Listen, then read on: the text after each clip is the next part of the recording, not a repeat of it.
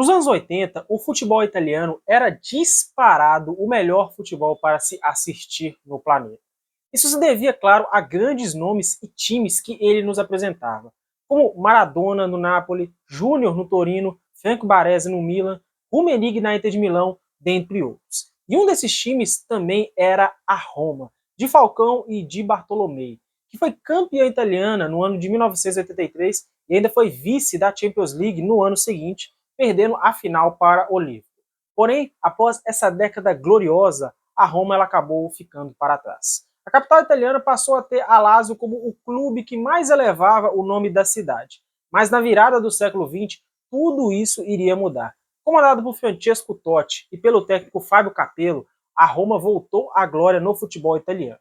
Nesse vídeo eu irei falar sobre o esquadrão imortal da Roma no ano 2000-2001, que conquistou a todos, o Totti, Batistuta, Capello, dentre outros jogadores. Mas antes de começar esse vídeo, eu peço gentilmente que você pudesse se inscrever no canal e também deixasse o seu like. Nos anos 90, a Roma viu a sua grande rival, a Lazio, conquistar títulos expressivos, como a Recopa da UEFA, a Supercopa da UEFA, a Supercopa da Itália, a Copa da Itália e, claro, o Campeonato Italiano. O time rival contava com grandes nomes como Crespo, Nesta, Simeone, Veron e Roberto Mancini.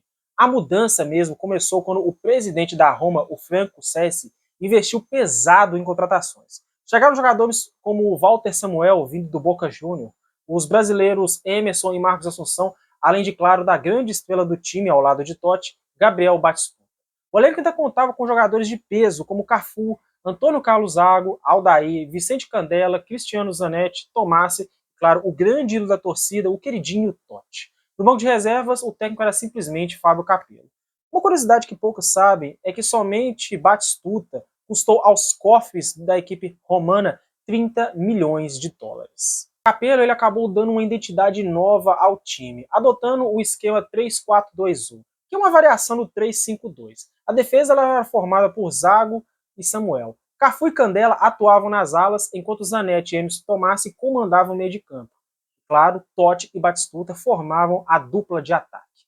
A temporada ela começou com um susto para a equipe da Roma. Uma dura derrota por 4-2 para a Atalanta que resultou na eliminação precoce do torneio.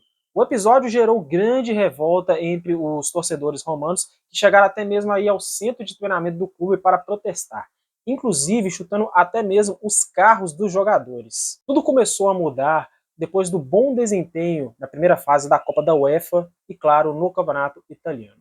Até o fim do ano 2000, a Roma ela liderava o Calcio desde a sexta rodada e havia terminado em primeiro lugar no seu grupo na Copa da UEFA.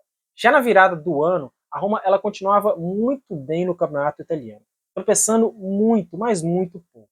Porém, na Copa da UEFA, a equipe não conseguiu manter a mesma regularidade que no Campeonato Italiano. Nas oitavas de final, enfrentou o Liverpool de Michael Owen, o mesmo adversário que havia sido algoz lá na final da Champions League de 84. No primeiro jogo em Enfield, na Inglaterra, a Roma foi derrotada por 2-0 com 2 gols de Owen. Já no jogo de volta no Estádio Olímpico, a Roma acabou vencendo por 1-0, mas o resultado ele não foi suficiente para evitar a eliminação do torneio. Com isso, a Roma ela passou a focar exclusivamente no campeonato italiano. A equipe estava muito bem preparada, com Zago e Aldair se alternando na zaga, ao lado de Samuel e Zebina. No meio-campo, Emerson ele era fundamental, distribuindo passes e também cruzamentos para a dupla de ataque Batistuta e Totti, uma das mais temíveis do futebol europeu. A Roma ela lutou pelo título até a última rodada, disputando ponto a ponto com o Milan. A decisão mesmo ficou para o confronto final contra o Parma em casa, no Estádio Olímpico. No dia 17 de junho de 2001, mais de 75 mil torcedores lotaram o estádio da Roma para apoiar o time diante de um time da Parma muito forte, que contava com jogadores como Buffon, Thuram, Cannavaro e também Di Vaio. O jogo foi praticamente de um time só. A Roma ela dominou e venceu por 3-0, com gols de Totti, Montella e Batistuta. Com 75 pontos, 22 vitórias, 9 empates e apenas 3 derrotas, a Roma ela conquistou o campeonato italiano após 18 anos de espera. A equipe teve o melhor ataque da competição, com 68 gols, além de Batistuta ter sido o artilheiro do time, marcando exatos 20 gols na competição. Após o título nacional, a Roma ela ainda conquistaria a Supercopa da Itália ao vencer a Fiorentina por 3-0, com gols de Candela, Montella e Totti. Curiosamente, o ex-clube de Gabriel Batistuta.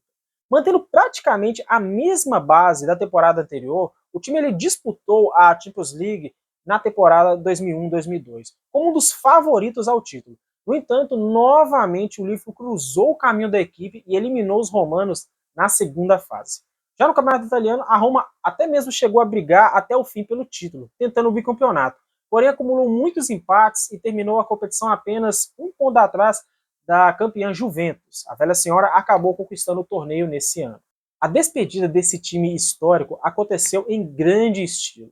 No clássico contra a Lazio, quando a Roma simplesmente aplicou uma sonora goleada de 5-1, com 4 gols de Montella e um golaço de cobertura de Totti que ficou para a história como um dos gols mais bonitos do clássico. A Roma mesmo só voltaria a viver momentos de glória entre 2006 e 2008, conquistando 2 Copas Itália e uma Supercopa da Itália. Além de, um pouco mais para frente, vencer a novata UEFA Conference League. Mas ainda assim, o time da temporada 2000-2001 ficou marcado na história por devolver a alegria para a torcida se consolidar como um dos maiores elencos que o futebol italiano e também o futebol europeu já nos apresentou. Por isso, a equipe da Roma da temporada 2000-2001, ela é sim um esquadrão imortal.